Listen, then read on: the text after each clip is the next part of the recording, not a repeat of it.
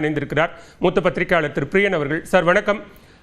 தொடர்ந்து பாஜக தலைவர்கள் அதிமுகவினுடைய மறைந்த முன்னாள் முதலமைச்சர்கள் எம்ஜிஆர், ஜெயலலிதா போன்றோரை கையில் எடுப்பது போல தற்போது விஜய் அண்ணாவை மேற்கோள் காட்டி தொடர்ந்து தன்னுடைய மேடைகளில் பேசுவதும், அவருடைய பாணியை பின்பற்றி மக்கள் சந்திப்புகளை நடத்துங்க அப்படின்னு தொண்டர்களை அறிவுறுத்துவதும் என்ன, எதை நோக்கி போகிறதுன்னு புரிஞ்சுக்கலாம். விஜயை பொறுத்த மட்டும் அவங்க தொடர்ந்து சொல்லிங்கிற ஒரு விஷயம் என்னன்னா, 67, 77 தேர்தல் போன்று இந்த 26 தேர்தலும் அமையும் அப்படின்ற மாதிரியான ஒரு விஷயம். அதாவது ஆளுகின்ற கட்சிக்கு எதிராக ஒரு பெரிய அணி உருவாகும். அந்த அணி அதிமுக ஆளுகிற கட்சியை முறியடிக்கும் விஷயத்தை தான் சொல்றாரு. 67 எப்படி அண்ணா உருவாக்கிய பல்வேறு கொள்கைகளுடைய கட்சிகளை சேர்த்து அண்ணா உருவாக்கிய கூட்டணி காங்கிரஸ் முறியடிச்சது.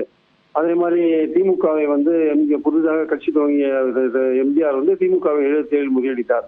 அதோட ஒப்பிட்டு இவர் பேசுற விஷயங்கள் தான் இந்த 26 நடக்கும்னு சொல்றாரு. பட் ஆனா விஜய் ஒரு பிரபல நடிகர், அவருக்கு செல்வாக்கு இருக்கு, அவருக்கான வாக்குகள் வரத்துக்கான வாய்ப்புகள் நிறைய பல்வேறு தரப்பிலிருந்து அவருக்கு வாக்குகள் வரத்துக்கான வாய்ப்புகளும் இருக்குன்றத என்னால பார்க்க முடியுது. ஆனால் அந்த 67 சம்பவம்ன்றது கிட்டத்தட்ட காங்கிரஸ் ஆட்சியிலிருந்து போகணும் அப்படின்ற மாதிரியான ஒரு விஷயத்துக்காக அண்ணா அவர்கள் தலைமையில் மாறுபட்ட கொள்கைகளுடையவர்கள் ஒரு கூட்டணி அமைத்தார்கள். அதே மாதிரி 77 காலகட்டம் அவர் நெருங்கும் பொழுது திமுக ஆட்சியில் இருந்தது. திமுக மீது பல விதமான ஊழல் குற்றச்சாட்டுகள் இருந்தது. எம்ஜிஆர் புதுசா கட்சி ஆரம்பிச்சாரு. திண்டுக்கல் தேர்தலில் வெற்றியை காமிச்சாரு. திமுக அவர் கூட இருந்தவங்க எல்லாம் எம்ஜிஆர் கூட பயணம் பண்ணாங்க. ஏற்கனவே அவங்க எல்லாம் அரசியல்ல பயிற்றுவிக்கப்பட்டவர்கள். அவர்கள் இருந்ததுனால அவருக்கு சௌரியமாச்சு. 77 தேர்தலில் வெற்றி பெறுறது அவருக்கு ஒரு பெரிய இமேஜ் இருந்தது, சௌரியமாச்சு. இவருக்கு இப்பதான் தேர்தல் கட்சி ஆரம்பிச்சிருக்காரு, எந்த தேர்தலையும் எதையும் சந்திக்கல.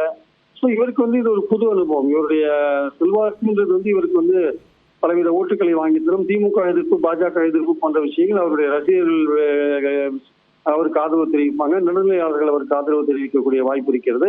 இதெல்லாம் அவருக்கான ஒரு வாய்ப்பை திறந்து வச்சிருக்கே தவிர எக்ஸாக்டா தேர்தல் களத்துல அது என்ன மாதிரியான பிரதிபலிக்கும், அவர் பயணம் போகும்போது என்ன மாதிரியான ரெஸ்பான்ஸ் வரும் பொறுத்துதான் சொல்ல முடியும். 67, 77 எம்ஜிஆரோடு தன்னை ஒப்பிட்டுக் கொள்வது கொஞ்சம் சரியில்லாத ஒரு ஒப்பீடு என்பது என் கருத்து. ஏன்னா ஒரு அரசியலோடைய பயணம் பண்ணவர், தன்னுடைய ரசிகர்களை அரசியல் மயமாக்கி பயணம் செய்தவர்.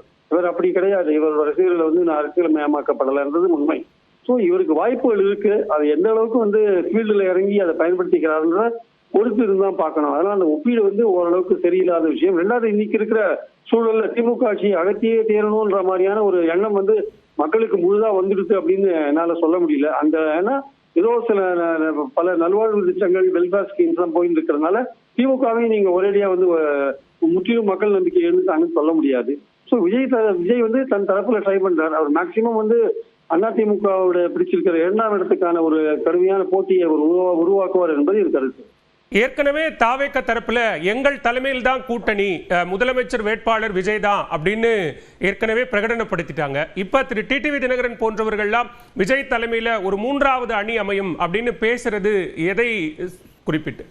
அதாவது தினகரனையோ ஓபிஎஸ்ஸையோ அந்த என்டிஏ அணிக்குள்ளேயே கொண்டு வரக்கூடாதுன்றதுதான் இபிஎஸ் உடைய எண்ணமா இருக்கு. நேற்று கூட இபிஎஸ் பேசும்போது என்ன சொல்றார், அதிமுகவும் பாஜகவும் என்டிஏ அமைச்சிருக்கிறது என்டிஏ கூட்டணி, பாஜக தலைமையில ஒரு தனி கூட்டணி இருக்குன்னு சொல்றதன் மூலமாக தினகரனையும் ஓபிஎஸ்ஸையும் சேர்க்கிற ஐடியாலே இல்லை அப்படின்னு தெரியுது. அப்போ எடப்பாடி சொல்றதை கேட்டு நாளைக்கு பாஜக தினகரனையும் ஓபிஎஸ்ஸையும் கழிச்சு விட்டா அவங்க எங்க போவாங்க?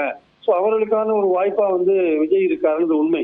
விஜய் இந்த தேர்தலில் 21 தேர்தலுக்கு மாறுபட்டு விஜய் ஒரு விஷயத்தை புதுசா கையில் எடுத்திருக்காரு.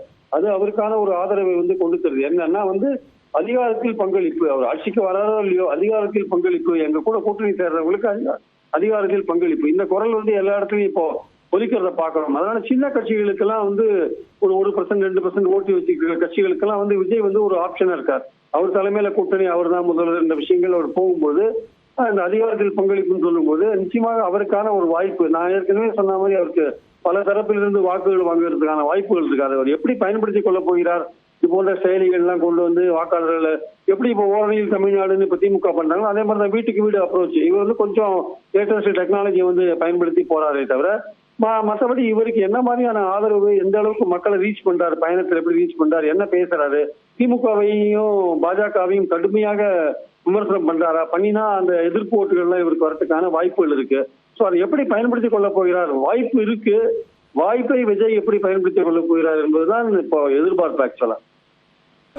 மிக முக்கியமா ராஜராஜ சோழன் விவகாரத்துல சமீபத்தில் பிரதமரினுடைய வருகையை சுட்டிக்காட்டி அதை ஒரு அடையாள அரசியலா பாஜக கையில் எடுக்குது. இங்க திமுக ராஜராஜ சோழனுக்கு உரிய மரியாதையை செய்திருந்தால் ஏன் பாஜக அதை கையில் எடுக்க போறாங்க அப்படின்னு ரெண்டு கட்சிகளையும் சமமாக வைத்து விமர்சனம் செய்திருக்கிறார் விஜய். அது மக்களிடம் எடுபடும். இந்த விஷயத்துல விஜயுடைய பார்வை சரியான பார்வை இல்லைன்னு நினைக்கிறேன். ஏன்னா இந்த நேற்று அந்த பிரதமர் தலைமையில நடந்த விழாக்கு ஒரு வாரம் முன்னாடி தமிழ்நாடு அரசாங்கத்தின் சார்பில் அங்க விழா நடந்தது. ராஜேந்திர சோழனுக்கான விழா அங்க நடந்தது. அது மட்டுமல்ல, கங்கை கொண்ட சோழபுரம் வந்து மத்திய தொல்பொருள் இலாகாவோட கண்ட்ரோல்ல இருக்கு. அது ministry of culture, government of India. So அங்க விழா நடத்த வேண்டியது அவங்க பொறுப்பு தான். அது அவங்க வந்து இதை பயன்படுத்திக்கிறாங்க. பாஜக இந்த விஷயத்தை பயன்படுத்திட்டு சோழர்களோட பெருமையை சொல்றது மூலமாக தமிழ் மக்கள்கிட்ட இன்னும் நெருங்க முடியுமான்னு பாக்குறாங்க. அது கடவுள் முருகன் பேரை சொல்லி நெருங்க முடியுமா பாக்குறாங்க, சோழன் பேரை சொல்லி நெருங்க முடியுமா பாக்குறாங்க. இது அவங்களுடைய ஸ்ட்ராட்டஜியில் ஒரு பகுதி. அதனால தமிழ்நாடு அரசு விழாவே கொண்டாடலன்னு எப்படி எந்த அடிப்படையில் அவர் சொன்னார் தெரியல. எனக்கு தெரிஞ்சு தங்கம் தென்னரசு, சேகர் பாபுலாம் வந்து அங்க ஒரு வாரத்துக்கு முன்னாடி தான் ஒரு விழா கங்கை கொண்ட சோழபுரத்துல போட்டாங்கன்றது என்னோட கருத்து. அவர் தெரியாம பேசுறாரா அல்ல தெரிஞ்சு பேசுறாரா நமக்கு தெரியல. மிக்க நன்றி திரு பிரியன். இணைப்பில் வந்து உங்களுடைய கருத்துக்களை பகிர்ந்து கொண்டமைக்கு நன்றி.